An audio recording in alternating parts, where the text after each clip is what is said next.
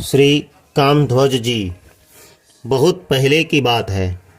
राजस्थान के उदयपुर राज्य में एक सेवक परिवार रहता था। उस परिवार में 4 भाई थे। उनमें से 3 भाई तो उदयपुर के शासक राणा जी के यहाँ सेवा कार्य करते थे, परंतु चौथे भाई श्री कामध्वज जी भगवत भक्त थे।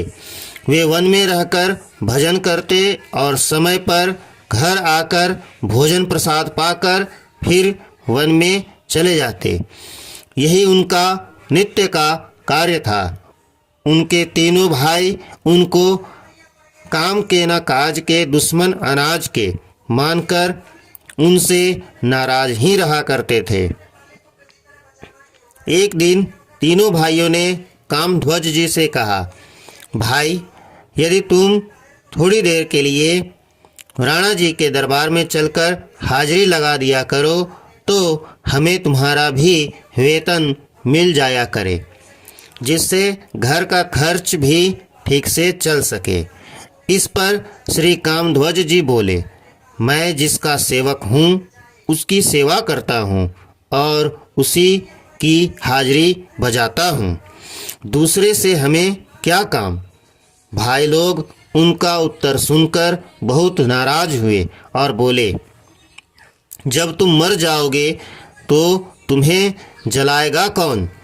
श्री कामध्वज जी ने उत्तर दिया, जिसके हम सेवक हैं वही हमें जलाएगा। भाइयों ने समझ लिया कि इनसे कुछ कहना सुनना बेकार है, ये कुछ करेंगे नहीं, सो उन्हें उनके हाल पर छोड़कर चले गए। इधर एक दिन भजन करते करते श्री कामध्वज जी का शरीर छूट गया। भक्त का कार्य तो अब पूरा हो चुका था, आगे भगवान की बारी थी, क्योंकि भक्त के कथन की पूर्ति तो भगवान को ही करनी होती है। श्री कामध्वज जी का शव वन में पड़ा हुआ था। बंधु बांधवों को न कोई खबर थी, न ही वे खोज खबर रखने की जरूरत ही समझते थे। परंतु दीन बंधु भला भगवान अपने ऐसे अनन्य सेवक को कैसे भुला सकते थे।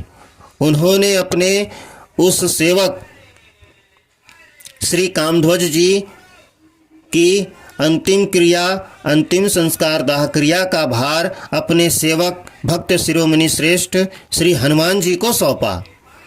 धन्य हो गए श्री कामध्वज जी। उन्हें जो सौभाग्य मिला वह तो ऋषि मुनि देव मनुज सबके लिए दुर्लभ था। स्वयं भक्तराज श्री हनुमान जी महाराज ने उनके लिए चंदन की चिता तैयार की, उस पर श्री कामध्वज जी का शरीर रखा और उसकी दाह क्रिया की। जिस वन में श्री कामध्वज जी रहते थे, वहाँ बहुत से प्रेत भूत भी रहते थे। श्री कामध्वज जी की चिता अग्नि से निकले परम पवित्र धुएं के स्पर्श और आघ्राण से वे लोग उस अपवित्र प्रेत योनि से मुक्त हो गए। दैव योग से उस प्रेत मंडली का एक सदस्य उस समय कहीं चला गया था। वापस लौटने पर जब उसने अपने सगी संबंधियों संगी साथियों को गायब देखा तो रोने लगा। वहीं एक सिद्ध संत रहते थे। उसने उनसे पूछा तो सारा वृतांत मालूम हुआ। अब तो वह लगा पछताने की, हाय, मैं ही एक अभागा था जो समय पर यहाँ नहीं था, अन्यथा मुझे भी इस कुत्सित पाप योनि से मुक्ति मिल जाती। उसने उन सिद्ध संत से प्रार्थना की कि हे प्रभु, मेरे ऊपर कृपा करें। अभी इस पुण्यात्मा महापुरुष की चिता में अग्नि अवशिष्ट है।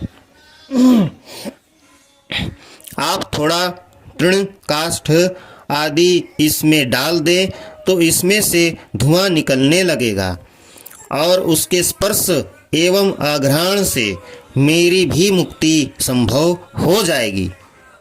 संत ने उसके दुख और उसकी सच्ची भावना से द्रवित हो उस चिताग्नि में तृण काष्ठ आदि डाल दिए, जिससे उसमें से पुनः धूम उठने लगा और उसके स्पर्श एवं आघ्राण से वह बचा हुआ प्रेत भी मुक्त होकर भगवत धाम को चला गया। बोल श्री कामध्वज जी महाराज की जय हो।